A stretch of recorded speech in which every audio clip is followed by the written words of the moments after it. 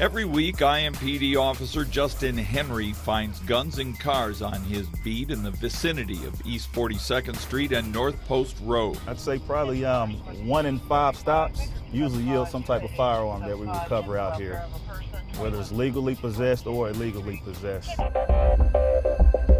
At least 136 of last year's 154 murders were carried out by gunfire. In 2017, 454 people were wounded by guns, and IMPD says most victims refuse to cooperate with police. I arrive on scene, I see somebody laying down on the ground shot. I say, hey, who shot you? Most say, I don't know who shot me. I was walking down and I just heard a pop, and that's it. So rarely do we get cooperation with victims who have been shot right there on the scene. So IMPD is going after guns, making a concerted effort to serve search warrants to discover firearms in the hands of felons and targeting the people whose names keep coming up in police reports as victims, suspects, or witnesses. More than 3,500 guns were seized by IMPD last year. We're hopeful that we get more guns off the streets this year because I think we all believe that when we take a gun out of a person's hand who has no business having it, who has a propensity for violence, we prevent a violent crime. This year, more officers than ever are trained to process guns found or seized in the field and quickly track them through federal databases, while the turnaround to recover evidence at the Marion County Crime Lab is now days instead of weeks, speeding up the decisions on leveling gun charges against defendants.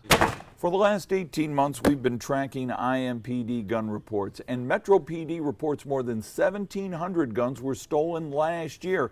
Hundreds of them came from cars, and a stunning number were from unlocked cars and trucks. Where are these guns coming from?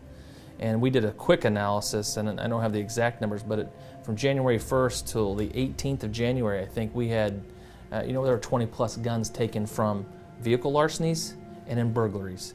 So folks are not securing the guns in their cars, and they're just leaving them out where they can be stolen. And even in their own homes during a burglary, they're not in a location where, they're secure. That's why IMPD launched its hashtag 9 p.m. routine on Twitter to remind gun owners and all residents to lock up their valuables at night. And the IVRP, the Indianapolis Violence Reduction Partnership, launched last summer, brings state, local, and federal officials together to go after the most dangerous repeat offenders and put on a full-court press to take them into custody so that many might face charges in U.S. District Court, where the penalties for gun violence are much stiffer. Within weeks, many of the violent offenders targeted are in handcuffs and off the streets, often facing serious felony charges. Just carrying the firearm in that instance is 5 years consecutive to that violent crime or that drug trafficking crime. If they brandish the firearm during that period of time, it's 7 years. And if they discharge that firearm, it's 10 years. Back on his beat, Officer Henry is committed to saving lives. We want to stop the retaliation, which usually transpires after, people are shot. They usually want to go out, pick up a firearm, and take things into their own matter, which then just creates a cycle of continuous violence with really no end in sight. Russ McQuaid, Fox 59 News.